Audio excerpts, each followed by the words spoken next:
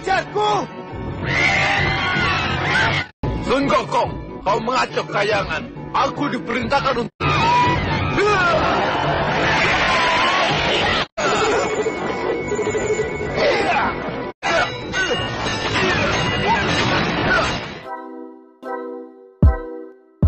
Halo Sobat Santuy, gimana nih kabarnya? Semoga sobat-sobat semua dalam kondisi yang sehat ya. Bagi yang belum sehat, disehatin dulu ya sob. Karena sakit itu nggak enak sob, apalagi sakit hati, ya gak sob? Nah, pada video kali ini, Mimin akan melanjutkan review film Kerasakti, episode ke-5. Bagi sobat yang pengen tahu cerita sebelumnya atau cerita yang lainnya, bisa dicek di link yang ada pada deskripsi ya sob. Biar nggak penasaran gimana kelanjutannya, tanpa berlama-lama sebelum menonton, cari posisi paling enak, siapkan cemilan, longgarkan celana dalam, dan langsung saja gas oi!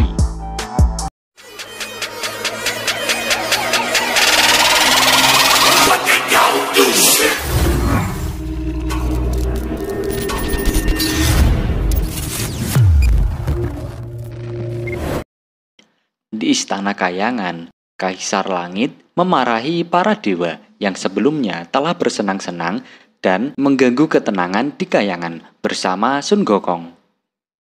Kemudian muncul si Telinga Sakti dan juga si Mata Sakti yang melaporkan kepada Kaisar Langit bahwa Sun Gokong telah kembali ke Gua Huaguo dan mengangkat dirinya sebagai Kerasakti. Mendengar hal itu, ya jelas saja Kaisar Langit sangat marah nih. Kaisar Langit menanyakan siapa yang ingin menangkap Sun Gokong. Lalu Dewa Erlang bersedia untuk menangkap Sun Gokong. Kemudian Bintang Emas Taipei memiliki usulan lagi nih.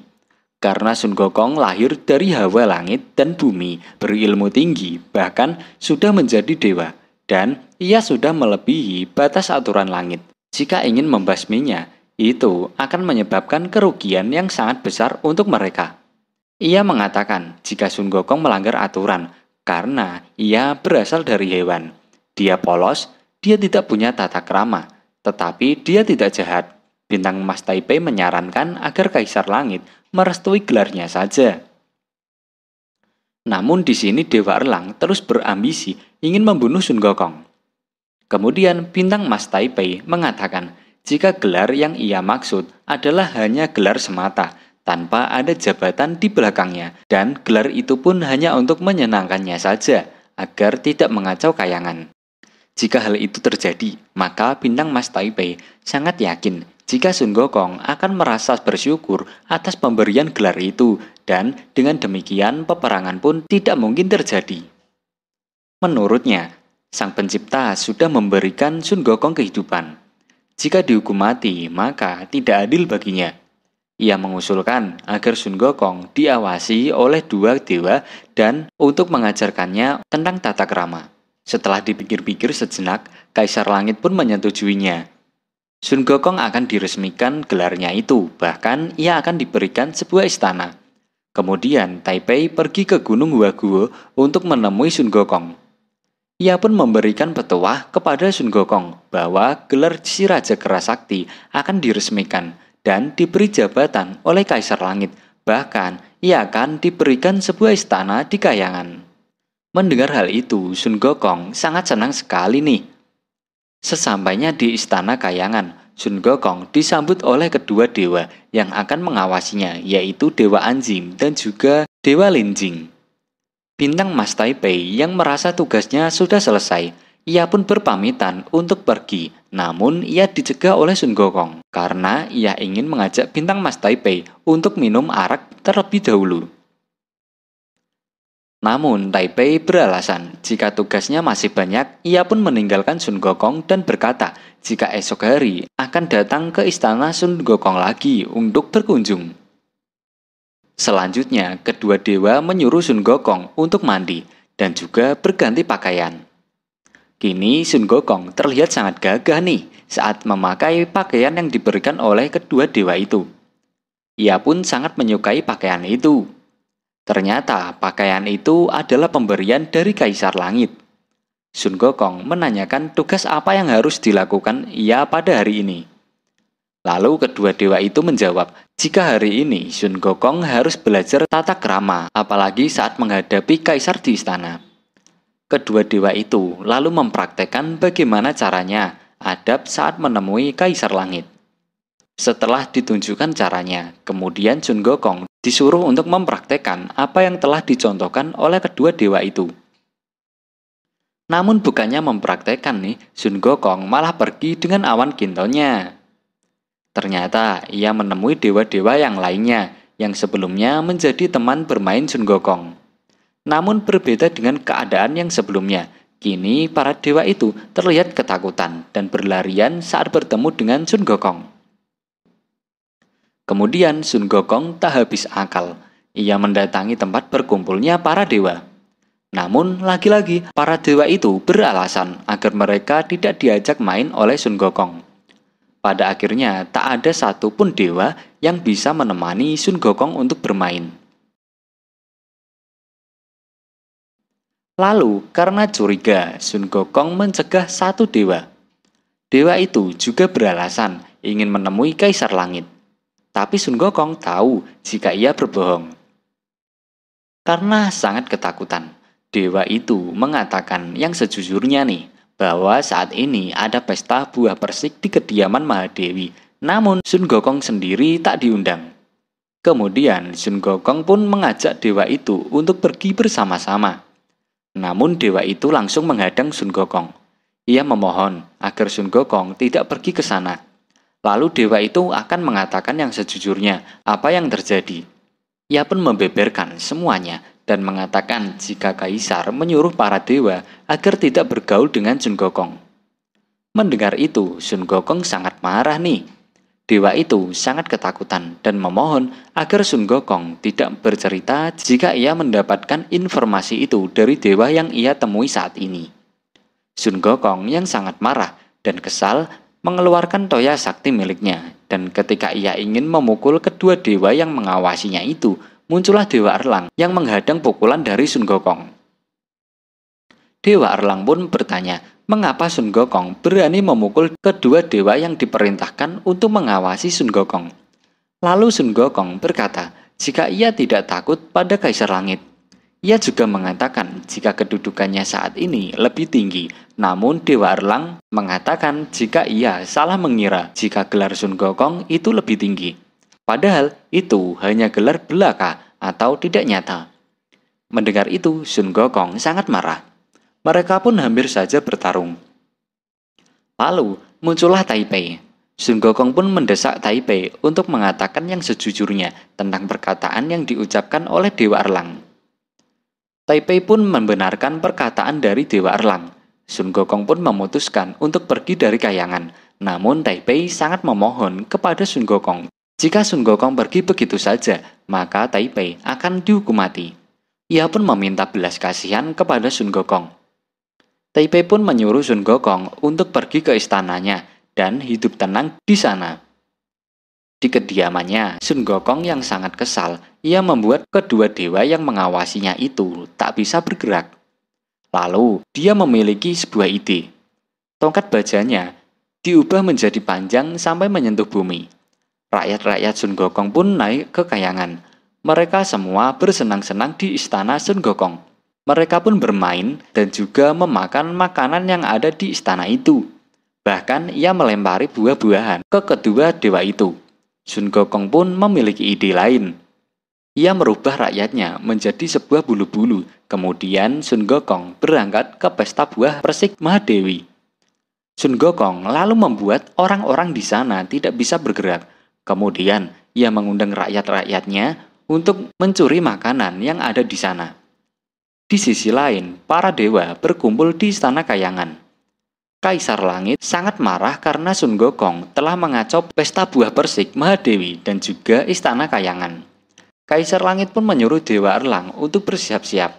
Kaisar Langit memerintahkan kepada Dewa Erlang untuk membawa atau memimpin 100.000 prajurit untuk menangkap Sun Gokong. Bahkan ia juga menyuruh untuk membunuh yang melawan.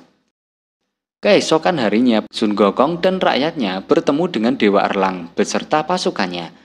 Nampaknya kedua belah pihak itu bersiap-siap untuk bertarung dan pertarungan antar kedua belah pihak itu pun dimulai.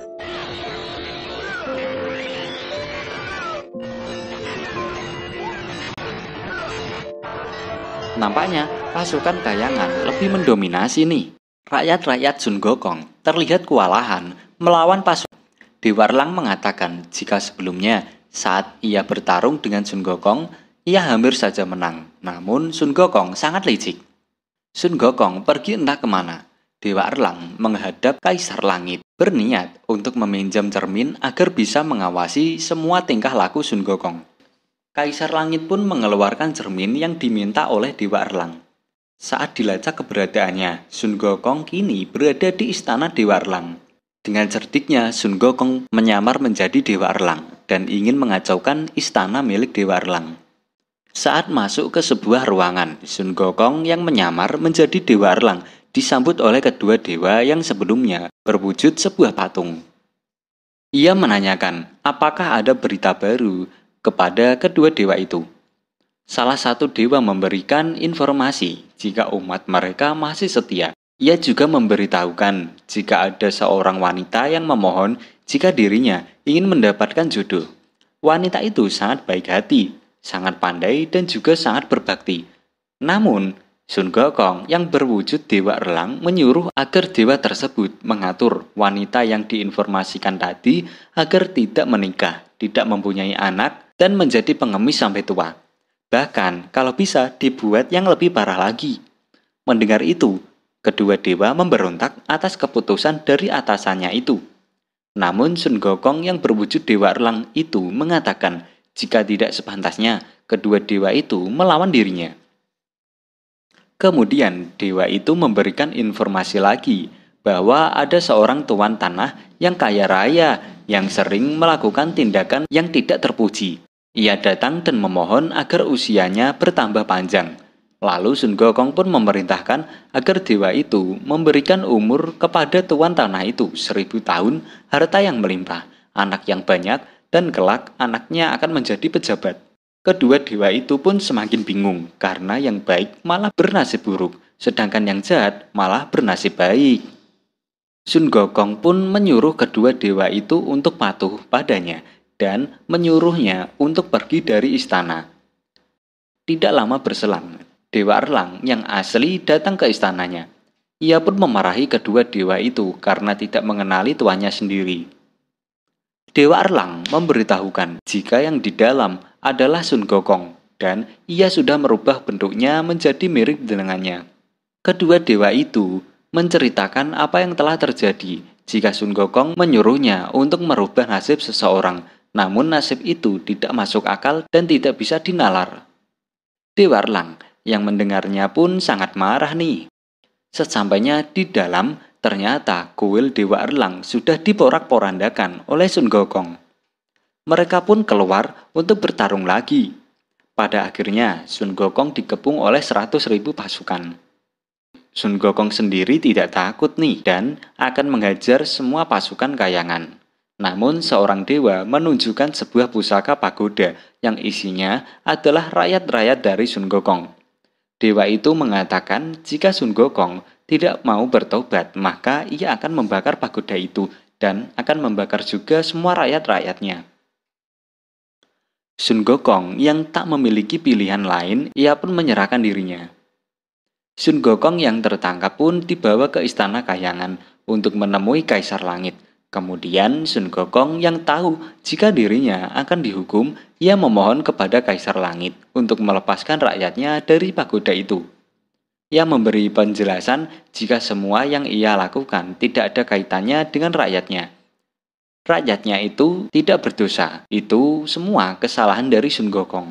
Bintang Mas Taipei dan juga dewa-dewa yang lainnya juga memohon agar Kaisar Langit mau melepaskan para kera yang ada di pagoda itu karena mereka tidak bersalah.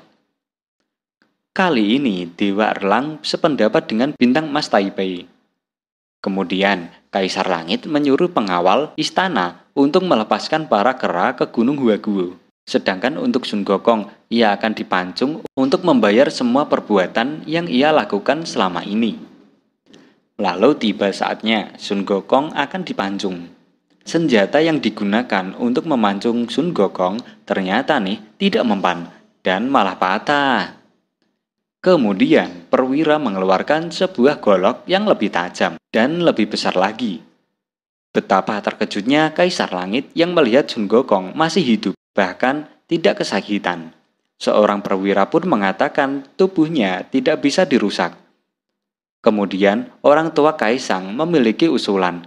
Menurutnya, jika Sun Gokong masuk ke dalam periuk miliknya, lama-kelamaan tubuh Sun Gokong akan melebur dengan sendirinya ketika dimasak bersama pil-pil yang biasanya dimasak oleh orang tua Kaisang. Orang tua Kaisang sudah mempersiapkan periuk yang besar untuk meleburkan tubuh dari Sun Gokong. Lalu Sun Gokong mengucapkan kata-kata terakhir Ia berterima kasih kepada bintang emas Taipei yang selalu membantunya selama ini. Namun nyatanya Sun Gokong belum bisa membalas kebaikan dari bintang emas Taipei. Ia meminta satu permintaan terakhir. Jika ia pada akhirnya akan mati, ia memohon kepada Taipei untuk menjaga dan juga merawat rakyat-rakyatnya. Lalu Sun Gokong pun dimasukkan ke periuk itu.